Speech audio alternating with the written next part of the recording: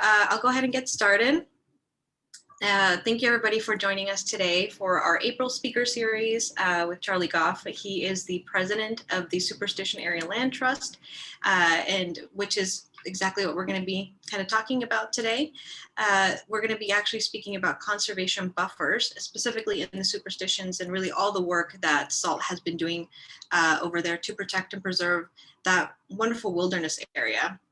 And so Charlie is also the chair of the Pinal Partnership Open Space and Trails Committee, and he serves on the Pinal County Open Space and Trails Department Advisory Commission as well. So we're really, really happy to have him here to talk about his lessons and what he's learned about how to best protect these important conservation lands. So I'll go ahead and turn it over to Charlie and let him take over here. So thank you so much again. Really quick housekeeping items.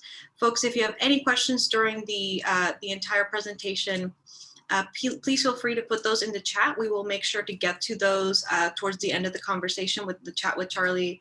I'll keep an eye on the chat, but just remember to stay muted. And yeah, I hope you enjoyed. So I'll pass it on to Charlie. Thank you, Anya. And thank you for everyone who's attending. I should slightly correct her that all the efforts we're trying to make to create buffers around the Superstition Wilderness Area. Recently, we've decided that the word buffer is a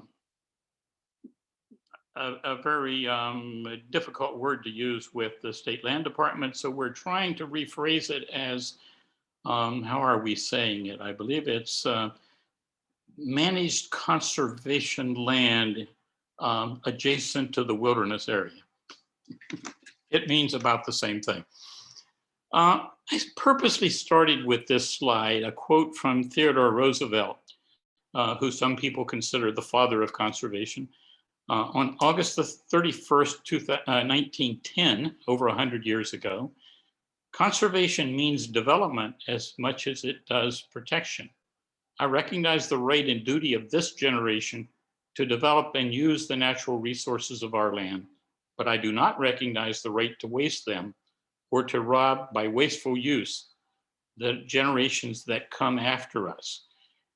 And while I won't come back to that statement per se, I think as we go along, you'll see how that's applicable to the kinds of compromises that we are trying to make to hopefully eventually succeed in creating this managed conservation land, particularly on the south side of the Superstition Wilderness Area.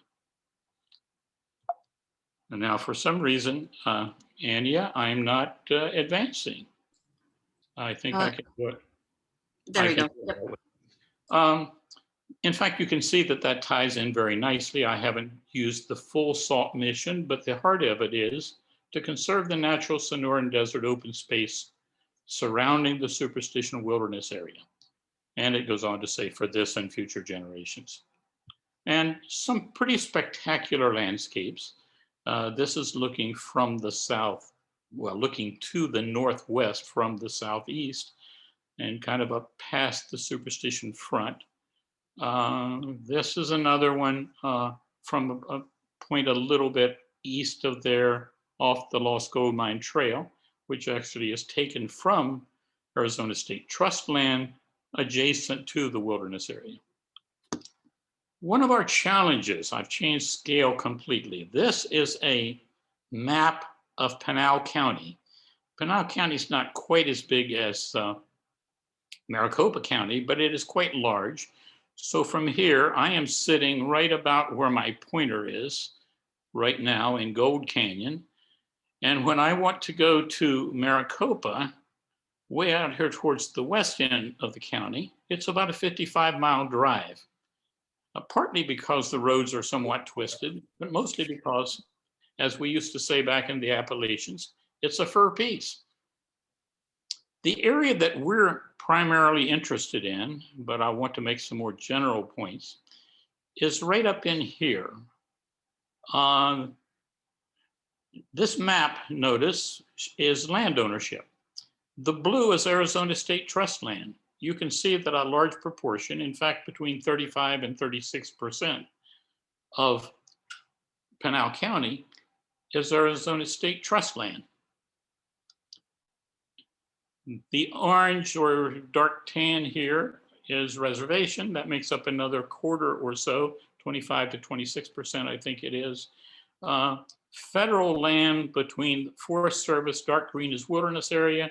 There's several of those, this being the Superstition Wilderness Area. The light green is national forest, but not wilderness.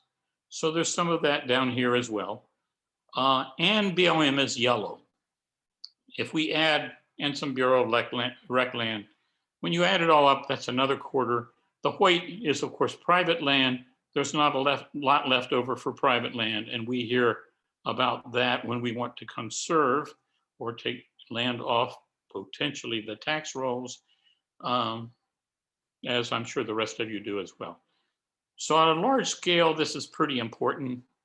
At smaller scale, we're going to spend most of our time up in here and then expand it at the end again. And in fact, this is zooming in on that area. So here's Apache Junction, Mesa's out here. This is US 60 coming through, due east-west, making the bend a little bit southeast of Apache Junction. This is Old West Highway coming down. This is 60. This is Gold Canyon, this kind of Boot Hill type looking place. This is all the private land of Gold Canyon. And this goes on. This is Florence Junction with State Route 79 going down towards Florence and on towards Tucson. And 60 goes on east and out here somewhere it gets to Superior. A little bit of private land here, but notice most of this at this scale too is blue. And the crosshatched blue is in fact the area that the Superstition Area Land Plan done by SALT, or the Superstition Area Land Trust, finished about the year 2000. All the crosshatched land was recommended for conservation. This little yellow L here is 500 acres. It's BLM, but it's now under lease to become, has already become, though it's still being developed, Pinal County's first regional park. There's a much bigger one to be developed, Palo Verde Regional Park, that's a year or two behind Parada Park, out even west, in fact, of the city of Maricopa, against the Maricopa County line on the west, the common border between the two counties on the west side of the state. That hopefully will eventually be about 20,000 acre regional park. For those of you who've hiked from Parada Trailhead, you've gone up Parada Road, leaving US 60 right about here, cutting through the subdivision that I'm sitting in, actually, Parada Trails, just touching this regional park here and next to the Quarter Circle U Ranch and going to the wilderness right about here. So pay some attention to that scale. We'll be using it quite a bit. The challenge we have always had in trying to conserve the foothills that are rich in habitat, wildlife, watersheds, and certainly viewscapes. I'll be talking about Superstition Vistas in a few minutes. It comes from those viewscapes. It's the vistas, it's the Superstition Vistas that's so important to many of us. It's certainly important for recreation and certainly ecosystem services. It's managed, if you can call it that, by the Arizona State Land Department. The sole purpose is to generate revenue for the beneficiaries, a very important role, but certainly some of us feel that some of this land is so spectacular, so important ecologically and for conservation, that no cause is worth it being converted into rooftops and development of any type. The primary beneficiary is K through 12 education, though the universities are the next biggest beneficiary, and there's what, 13, I believe, 13 to 15 beneficiaries in total. As some of you know, probably better than I, because I haven't been in Arizona all that long, there have been 3 different efforts to change the state constitution relative to conserving Arizona State Trust land. All 3 failed, though one of them, I'm told, came very, very close. But as they say, that's only important in hand grenades and horseshoes.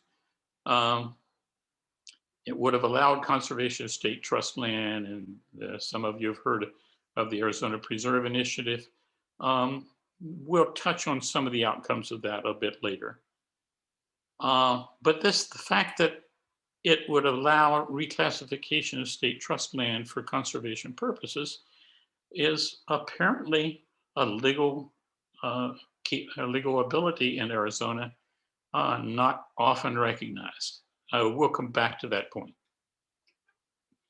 So the crosshatch area I referred to a couple of slides ago came out of this Arizona State SALT Superstition Area Land Plan, released in 2000-2001. After the failed attempts to change the state constitution, SALT's reaction to that was to try to, if you can't change the constitution, maybe we can influence the decision makers. So they started this land plan to provide definitive data to assist decision making. They looked at land suitability for over 104 square miles, or 104 sections, if you want. They looked at scenic quality, floodplains, recreation, grazing, and a lot of other things. I think the 12 maps, I think, in general. This is one of them. This is topography. Here's Gold Canyon. That boot hill is your reference. Nearly 2 sections of state land we'd like to conserve between the wilderness boundary and Gold Canyon here on the north, but a lot more of it to the east. The Superstition Wilderness Area is very rugged, and a lot of the land we'd like to conserve is also very rugged and probably could be purchased relatively cheap. We'll come back to that. Another one was drainage and floodplains. You can see the major drainage features. Here again is Gold Canyon, this boot hill, US 60 coming here. Similarly, vegetation. And it's not too surprising to see a correlation between a lot of those. Again, here's the boot hill of Gold Canyon. For what it's worth, I am sitting in Gold Canyon. In fact, I'm sitting right about where my pointer is right now. This is the grazing leases. The quarter circle U, for example, whose owner until very recently, Chuck Backus, the former vice president and provost of ASU, but has owned this ranch since the old Barkley Ranch, since 1977. He recently transferred it to his daughter, Amy Doyle, and I think a couple of her siblings. But all of this green area is state trust land that they have the grazing leases for. Chuck is actually the one that was president of SALT and who generated the idea of a Superstition Area Land Plan. And since he had run the land plan for ASU, when ASU was able to get a good part of the old Williams Field to turn that into the ASU Poly or East Campus and Gateway Airport, and much of those facilities that are out in that vicinity of that campus and the airport. He was, until very recently, the owner of this little quarter circle U ranch. That's the only 140 acres of private land up in this area, but grazing leases for all this. The other colors are different leasees for grazing rights. So the result of all those, and I only showed you a few, is they came up, and this looks like the same area as the crosshatched blue, because it is. All the green in this depiction was what was recommended for conservation. You'll see as other people got on board, they didn't necessarily buy into all of this down here. But if I can remember it, I'll show you some rationale in keeping at least this area. It never envisaged conserving everything even above US 60. All this area it envisaged as being open for development, but said all these other areas should be conserved. In fact, of the 104 square miles that were studied, they recommended 57% of it remain open for development, 43% or 45 sections be conserved as open space. Before they had even finished that and released the study 2000, 2001, they began to see that that wasn't really thinking large enough. And again, it was Chuck Backus's original idea, Superstition Vistas. I don't think he came up with that name. Rock Arnett, I think, did. But the concept of studying an even larger area, instead of 104 square miles, 275 square miles of almost all Arizona State Trust land. The size of Mesa, Chandler, Tempe, and Gilbert combined. It assimilated the Superstition Area Land Plan and studied the remaining, if you want, 171 square miles. Or diagrammatically, this would be Superstition Vistas study area. And here's Queen Creek, Gilbert, Mesa, Tempe, Chandler to compare.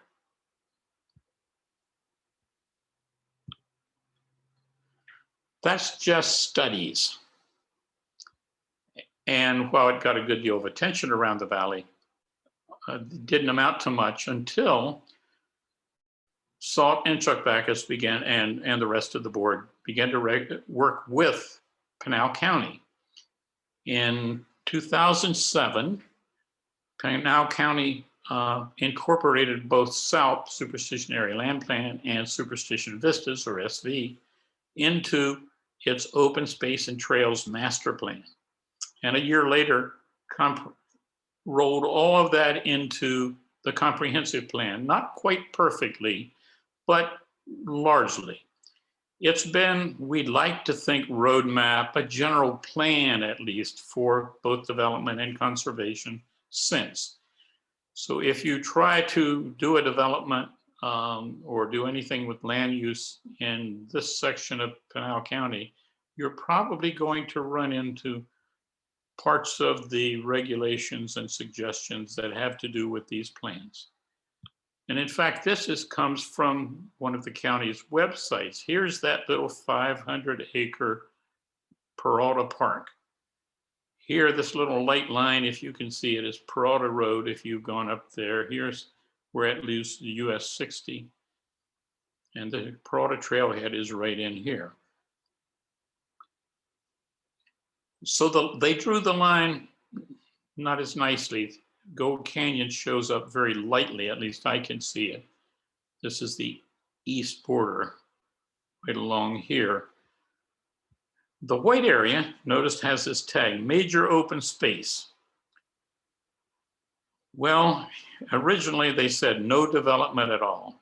State land, even though they had been at the table in the development of both those plans, objected in 2000, well, probably by 2010, and by 2012, the then county supervisors agreed that maybe it wasn't legal. They could say no development. So maybe they could have the lowest level of development. That still could allow a dwelling every acre or quarter of, or acre and a quarter. Nothing has happened in any of this except the ranches that were already there, the ranch that was already there. But notice a lot of that conservation land doesn't come down to meet 60 in this area.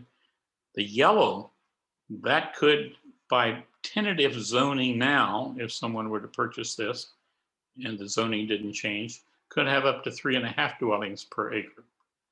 People in Gold Canyon, of course, would like to conserve this. And what would that do to the vistas that you see coming along here of the superstitions if you have a lot of housing in here. You have it here, maybe not that much. Anyway, that's the question. I didn't have a slide of it, but I don't have a slide of it, but the Sonoran Institute weighed in, I believe, in 2012 and essentially said, we too, and they drew their conservation lines along the lines of what I showed you on the last slide. That's Pinal County's official line, conservation line. We put together, I think in 2016 or 15, the Superstition Foothills Destination Park Exploratory Committee, or SFDPEC, what an acronym. Thinking that since the entire East Valley or East Valley extended, it's not only in Maricopa County, but Apache Junction and Florence, and the East Valley cities or near East Valley cities in Pinal County as well, identify with the superstitions, we would try to put together a destination park, a visitable destination park that would be an open space type that we could try to retain as open space. It was another way to have a bully pulpit to try to influence state trust land. That group is still together. We don't meet often. We pointed out that there's a lot of economic and tourism benefits to having open space, not to mention recreation and even medical for that matter. And so certainly it's great for public relations since we all identify with the superstitions. And of course, most of us involved really are interested in the conservation and ecological, but we're willing to use economic and other factors if it will help us get where we hope to go. And I'm certainly not going to cover this slide, but there's been a number of studies done in Pinal County and in Maricopa County, as well as around the country, documenting the benefits of open space generally. And this slide tries to capture some of it. This is to try to show you that it's not as if this area isn't getting used now with little management. And these numbers come from Hieroglyphic Trail, which is the one that you get to from going up through Kings Ranch Road through Gold Canyon. Almost 50,000 visitors per year. Yes, there are trail counters up there, have been about 4 years now.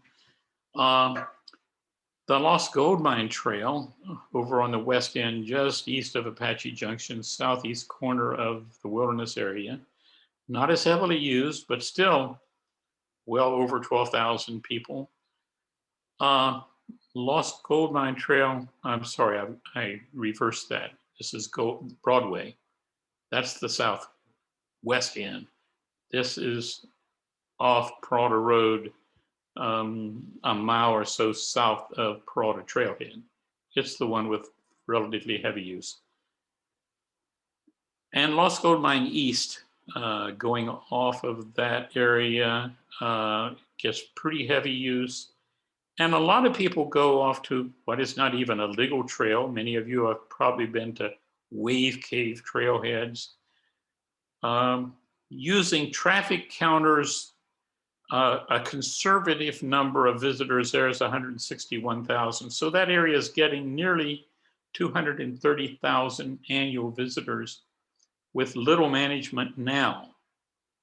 So for those who say, we'll bring in more visitors if we turn it into a park that we can manage, a lot of us feel that maybe being able to do some management would make it worthwhile. Again, I won't cover this in any detail.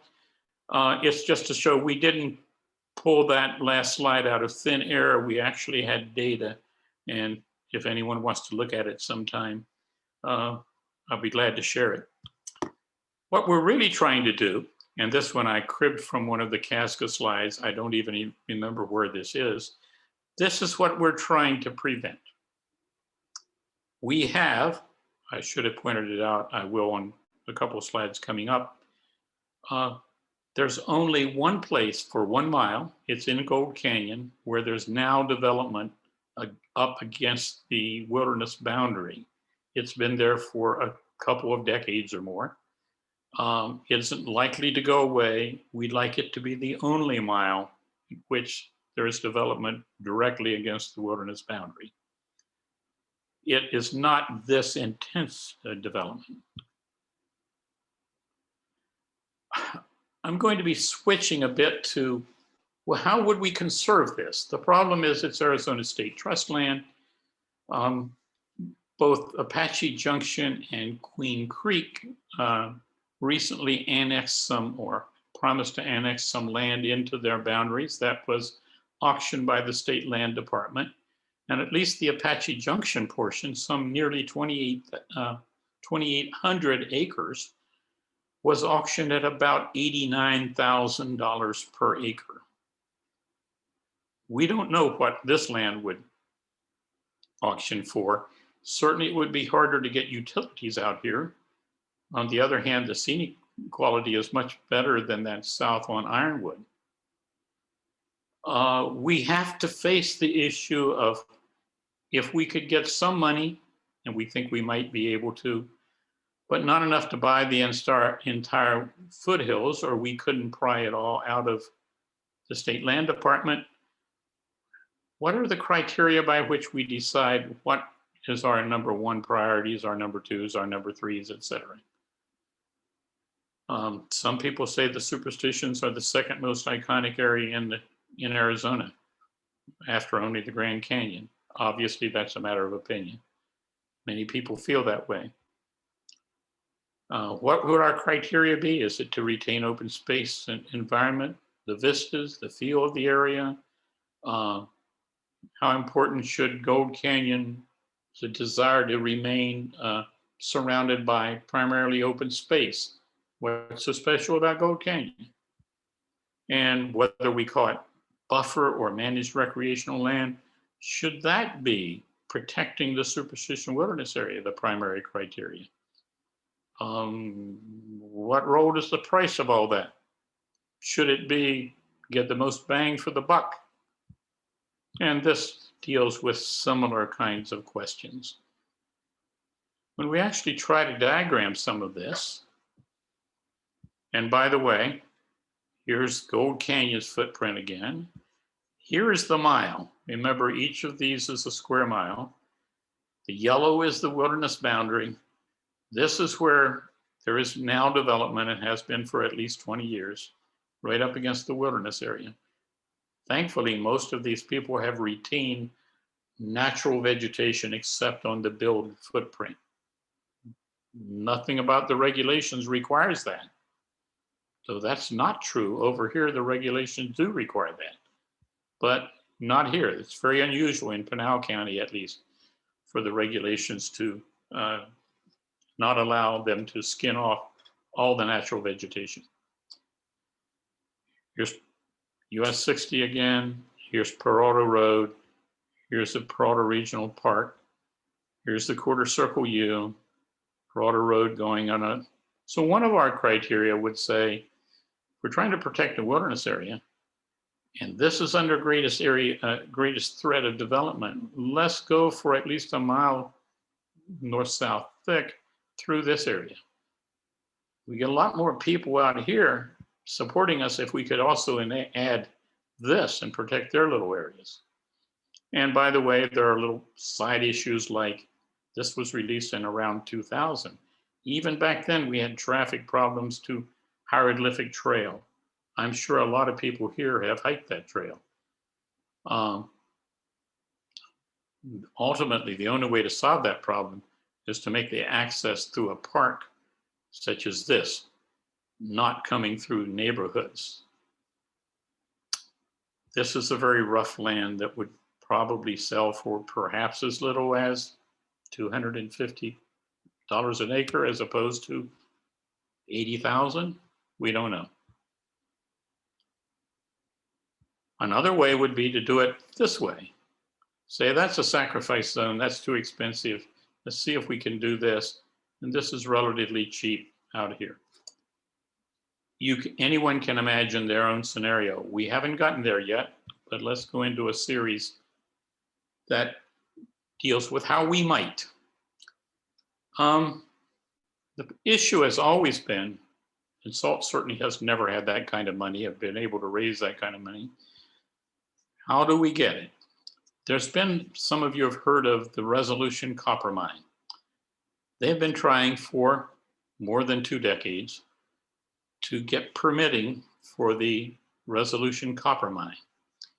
The final EIS and the draft resolution of decision, record of decision, was released January 15th, I think it was. But when the Biden administration came in, they rescinded it, that release. So we're back as if that release never happened.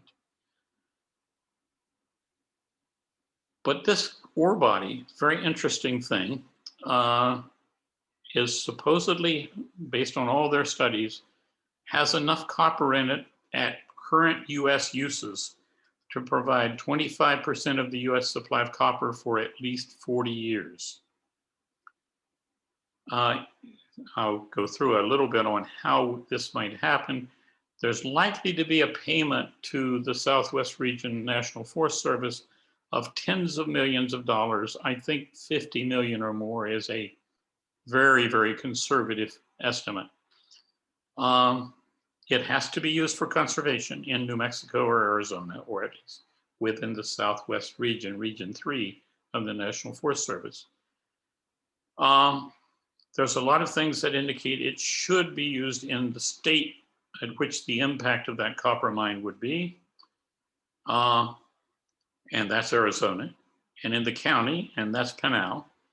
And hopefully as close as possible to the area of impact. In fact, diagrammatically,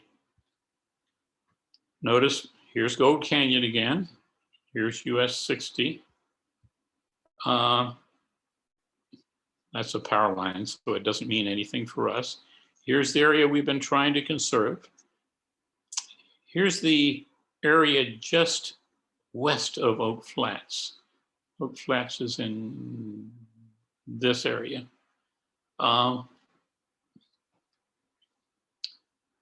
This is where the mine itself would be. The trouble with the mine is the deposit, the top of the deposit is a mile deep. The bottom of the deposit is almost 7,000 feet deep, a mile and a third. The only way they can do that economically is by what's called block cave. They have these shafts, and I'll resist going into the details, it's quite intriguing, that go essentially beside the mine to the bottom of the deposit, have lateral tunnels coming in under it, and they paw away at it to take out the ore. And after a few years of that, of course, the land above collapses down, and they can do that for at least 4 decades. The tailings, this is a very rich deposit of copper, but it's still less than 2% copper. So for every pound of copper, you have at least 50 pounds of tailings. They'll be put in a slurry line over here, pumped all the way down here on that light line is the Gila Pinal County line, way down here towards the Winkleman, not that far. A mountain range or valley over from the Ray mine to the east. Very intriguing process.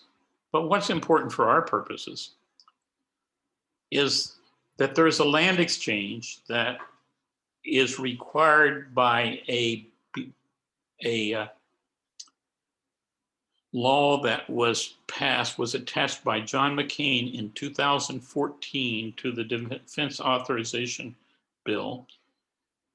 And it passed Congress and was signed by President Obama.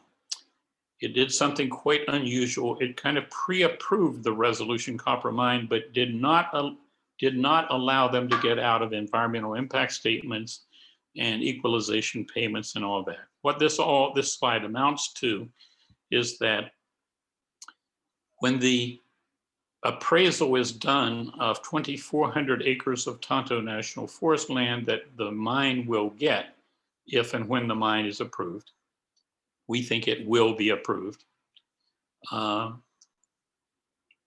Resolution has already bought up nearly 5,400 acres of great conservation land around the state that they will trade for that.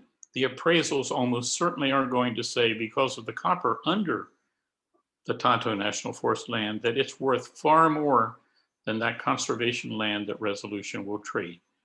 That's where you get to the perhaps 30, 50, $100 million. We don't know. The appraisal will determine that.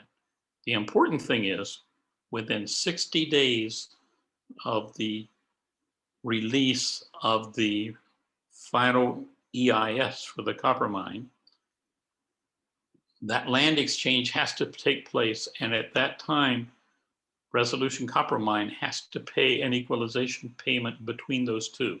The payment goes to the Southwest Region National Forest Service.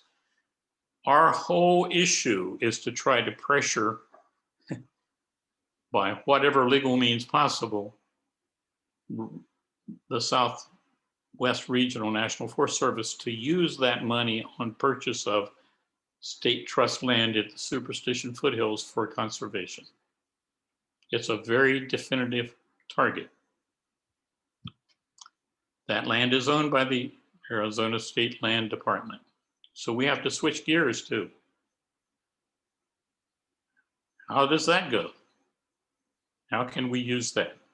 Well, it turns out there's a long history. There's, in 2013, there's Arizona Revised Statutes, Title 37 Public Lands, conveyance of title to trust lands suitable for conservation. Effectively, it's possible on 37-312 to nominate and classify state trust land as suitable for conservation purposes, and they call out specific townships in the Superstition Mountains and 2 other parts of the state. The other ones, two of the total are in Pinal County. This one, the Tortolita Mountains, down on the Pima County common line on the south border, and some up around Coconino County in the Flagstaff area. So generally, to make this land suitable for conservation, to be able to go after that state trust land suitable for conservation designation, it has to be within a fairly short distance of a incorporated city or town. These 3 areas are exceptions, and they're called out specifically down to township. These townships line up perfectly. They come from our Superstition Area Land Plan map, in fact. It's even possible, legally, convincing the land commissioner to do it is a whole different story, for the state land commissioner to withdraw land from being able to be bid on by other parties while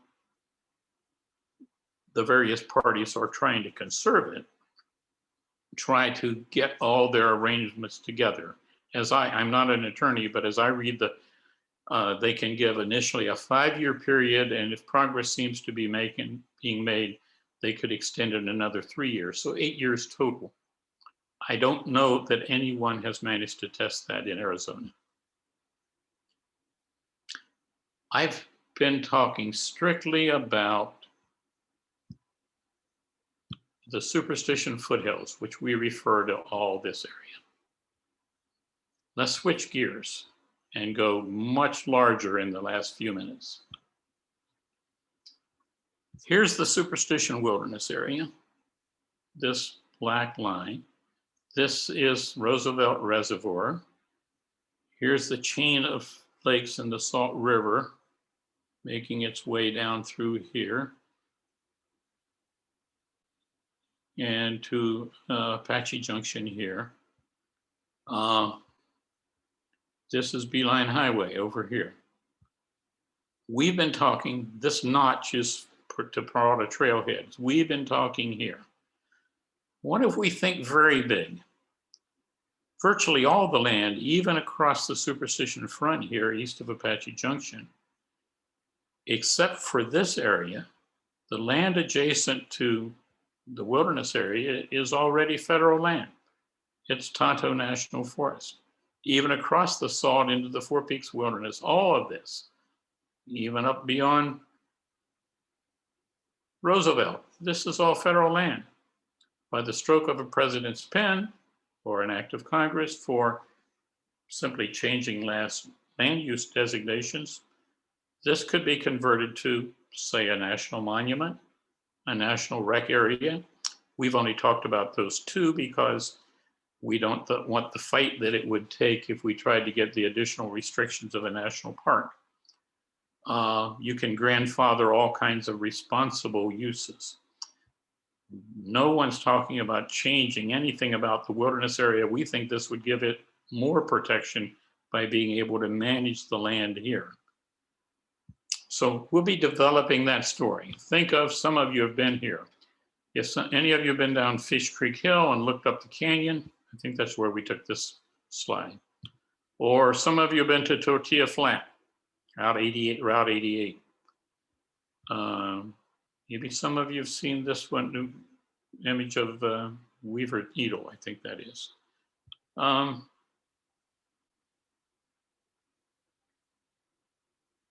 So when we first got this brainstorm, why don't we try to combine what we could get on the state trust land south of the wilderness area with the wilderness area and even Apache Trail, the corridor between the wilderness area and Salt River Lakes. We thought it was a new, unique idea. My wife actually then burst our bubble. Right after I came home and showed her this, within 2 hours, she came out with this old letter from Mo Udall in 1962, suggesting exactly the same thing, except they weren't talking about the Superstition foothills south of the wilderness area. Interestingly, if you put our version of this together, in this depiction, 35 sections, 35 square miles, it's about 22,500 acres. Superstition Wilderness Area as it is 160,000 acres. The land between the lakes, I think this includes the lakes, and the wilderness, north edge of the wilderness boundary, is 88,000 acres for a total of 270,500 acres or 423 square miles. Remember, 640 acres per square mile. It turns out this is a little bigger than the average size national park in the US system, which probably doesn't mean anything, but it's kind of interesting given that the national parks range from the Liberty Bell, which is what, a quarter of an acre or so, I think, up to Denali and Yellowstone and huge parks such as this.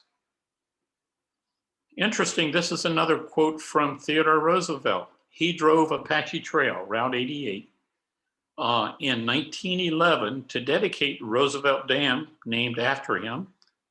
And we dropped off some of the phraseology in between. I never realized until this morning what an extraordinary, beautiful, and picturesque strip of country this is. I think that drive is one of the most spectacular, best worth seeing in the world. And I hope our people come in by the tens of thousands here, just as they do to Yosemite, Grand Canyon, and Yellowstone Park. Remember, tens of thousands of people in 1911 was relatively a lot more than present, and there weren't a lot of paved roads. Well, here we sit many years later, something like 110 years later, getting even more development pressure with the uptick in development again. Population base of the Phoenix's East Valley is now over 1.5 million and growing very fast. We need more areas for responsible recreation. There's intriguing areas like the Working Quarter Circle U Ranch and the Don's Camp, and many other things associated with this that would be great for tourism. If we could make it into a national monument or a national rec area, We could certainly find ways to manage it better, we think.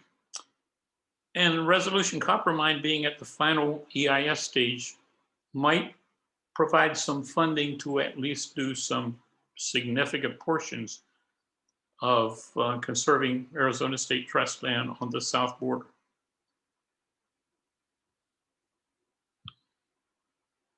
In fact, to that end, we have developed a resolution of support, which the first two organizations, SALT and a new Gold Canyon Community, Inc., has now signed on to, which essentially is trying the first step to try to pressure the Southwest Region National Forest Service to spend that equalization payment if and when it comes along on just this purpose. We'd love to have a lot of all your support on that same thing. We think, I better not name the cities and county, we think we have one of the counties lined up, or at least a supervisor to carry this to the county and a local city. We hopefully have some interest in doing that same thing within the Maricopa region of the East Valley cities, the bigger East Valley cities. That's where we sit. We think that the rescinded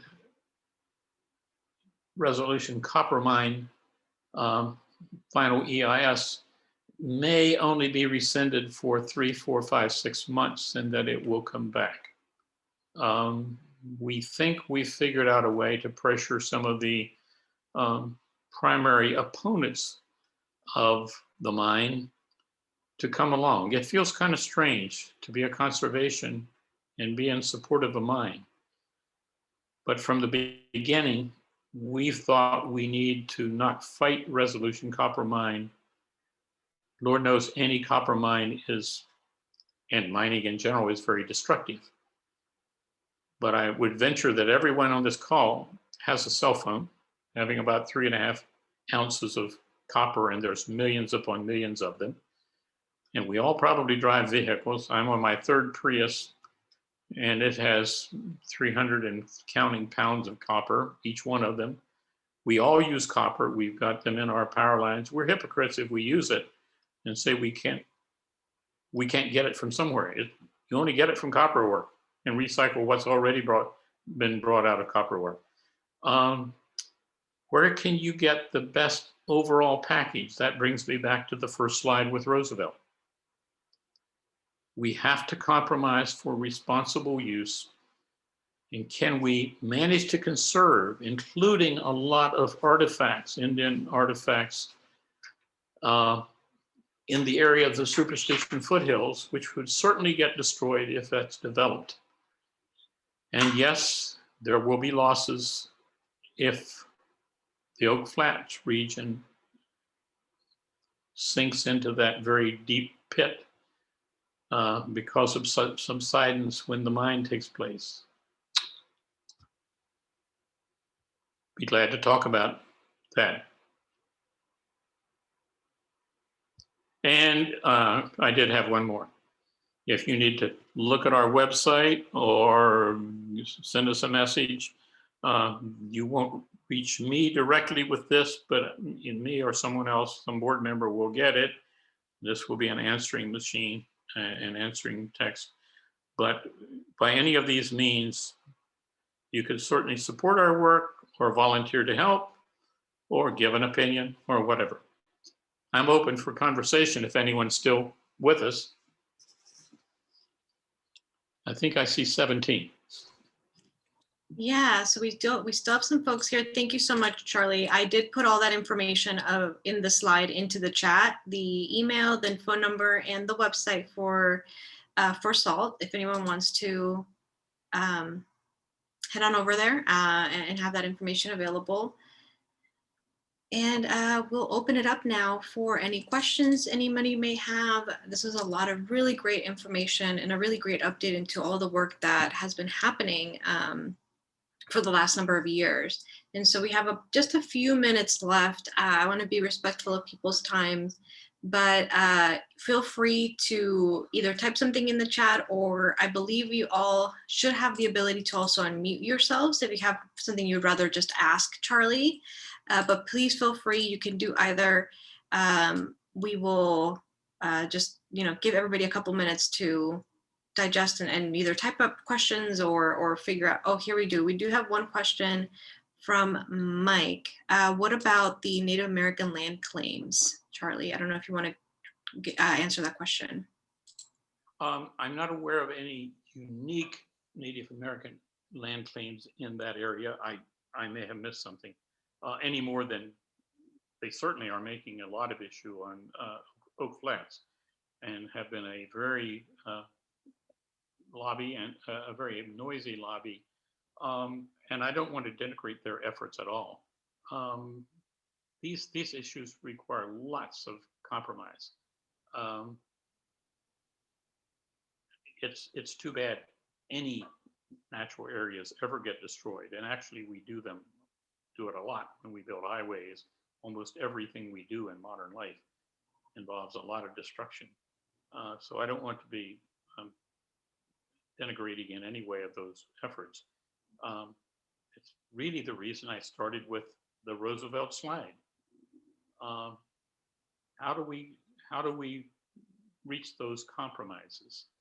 To some of us, the benefits, and we don't want to come across as being rah-rah for the mine. Instead, our consistent position in recent years has been that if the mine is approved, let's get as much conservation, let's extract as much conservation of related areas as we can. So if there are Native American claims for any of the land within that Superstition Foothills footprint, that conservation land, we think that would strengthen our position tremendously. In fact, I think that's part of the counter to Representative Grijalva's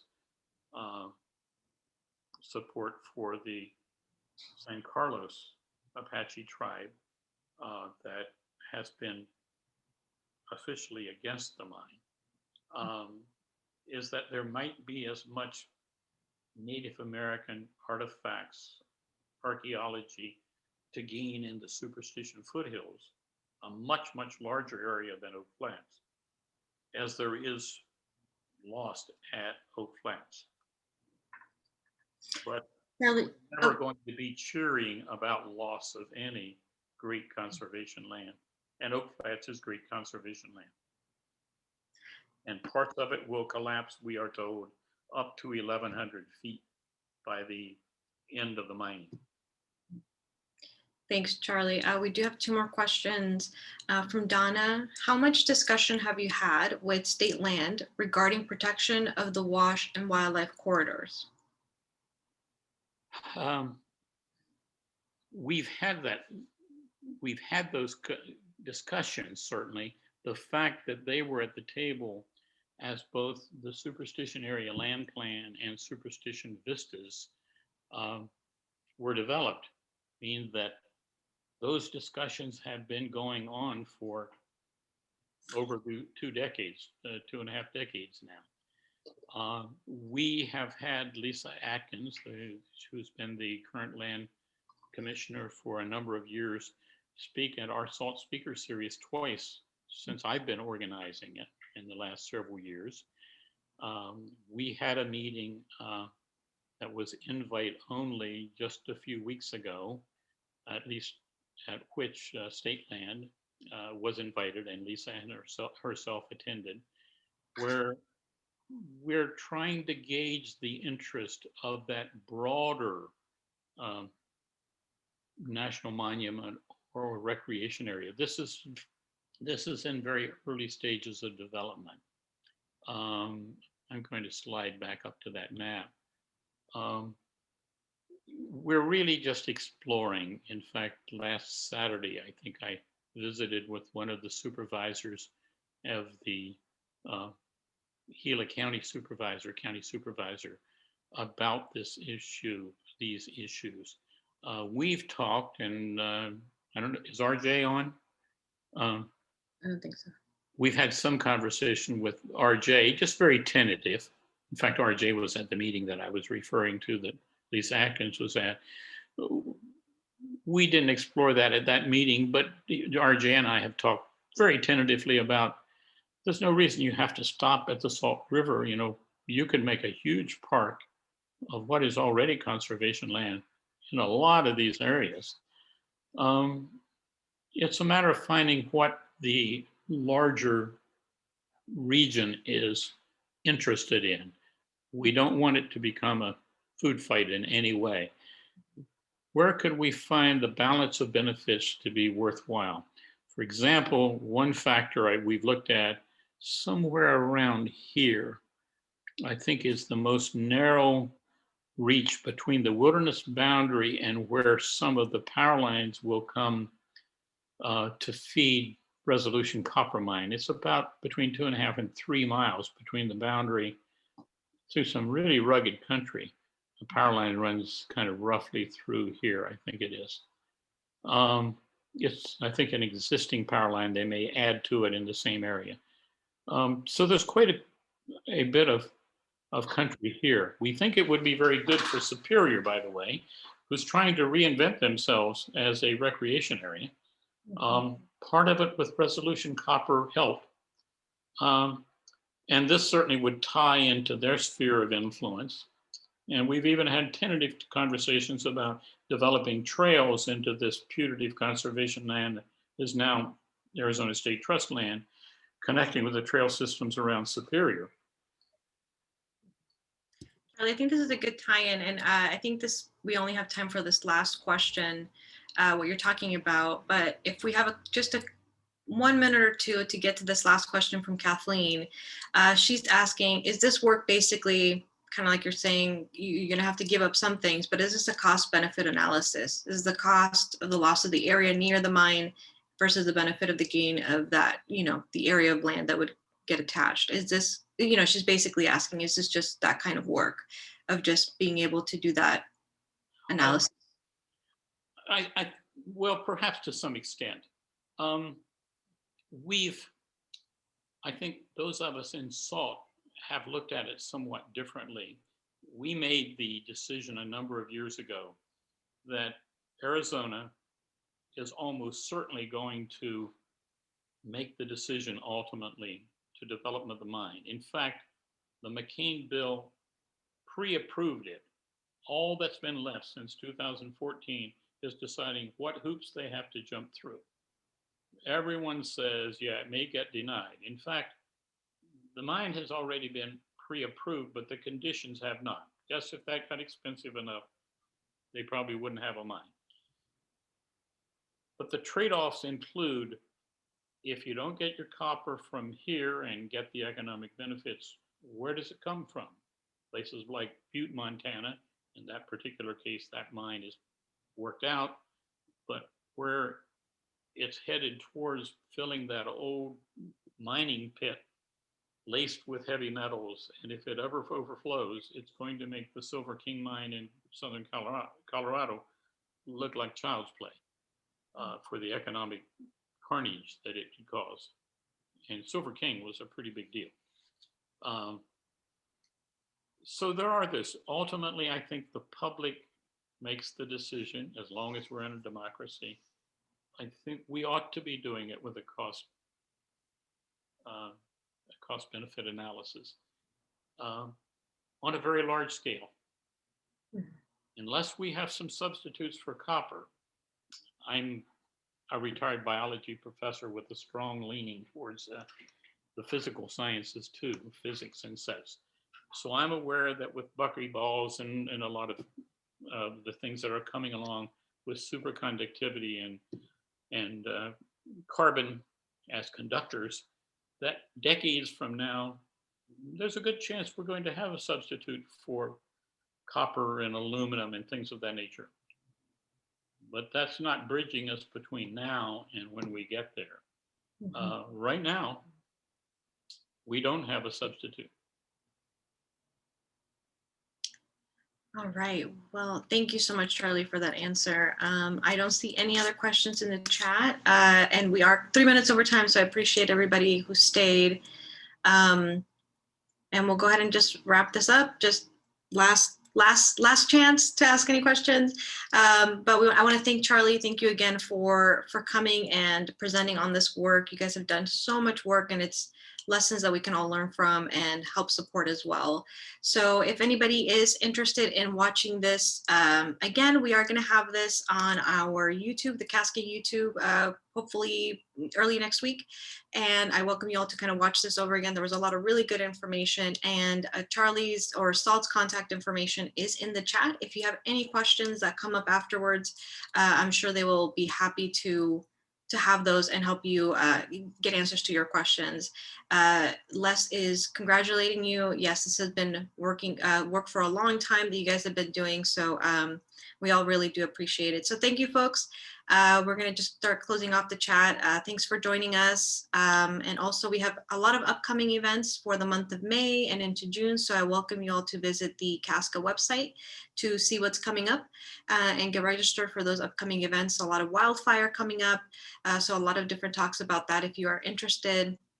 And we are going to also be looking at the flora for the white tanks in June. So be on the lookout for that as well. So thank you. Thanks, Charlie. I hope you have a really good night. Thanks, everybody. I'm going to go ahead and close the room. But have a great night, folks. Thanks, Charlie.